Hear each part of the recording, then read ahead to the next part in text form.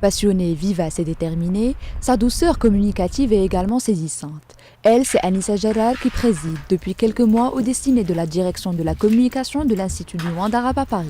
Sa passion pour cette prestigieuse institution, elle l'a attrapée très tôt alors qu'elle n'avait que 14 ans et ce, à l'occasion d'une visite dans ses locaux. Mon arrivée à Lima, elle suit un parcours logique parce que si je dois revenir chronologiquement en arrière, ça fait 30 ans que j'ai mis le pied la première fois à Lima et c'était à l'occasion de l'année d'ouverture en 1987.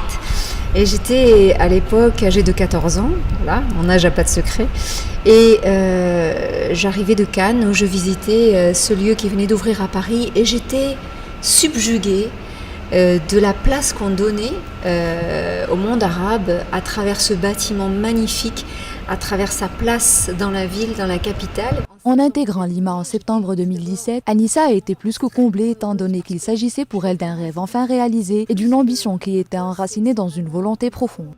Après 22 ans de carrière en communication dans les grands groupes, la Fnac, Axal, auprès de Jamel Debbouze, pour moi, il fallait redonner du sens à tout ça, revenir sur quelque chose de foncièrement culturel et de partage et de promotion de cette culture que moi-même, en tant que binationale, je suis née en France, mes deux parents sont marocains, j'avais besoin, en allant au Maroc, de repartir au plus près de mes racines et de découvrir vraiment la culture du Maroc contemporain.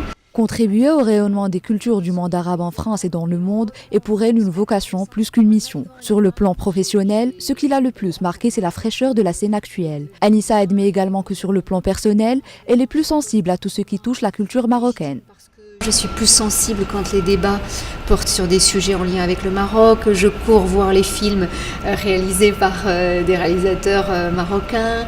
Je suis plus dans mon élément quand j'entends des chérets ou bien où j'entends les Slimani ou d'autres qui viennent parler du Maroc. La passion et la détermination qui animent Anissa n'ont pas de limite. Elle œuvre avec acharnement pour faire en sorte qu'elle converge au service d'une cause, celle d'agir au mieux, depuis l'angle qui est le sien, pour le rayonnement du monde arabe et la propagation de sa culture, de son histoire et de ses valeurs.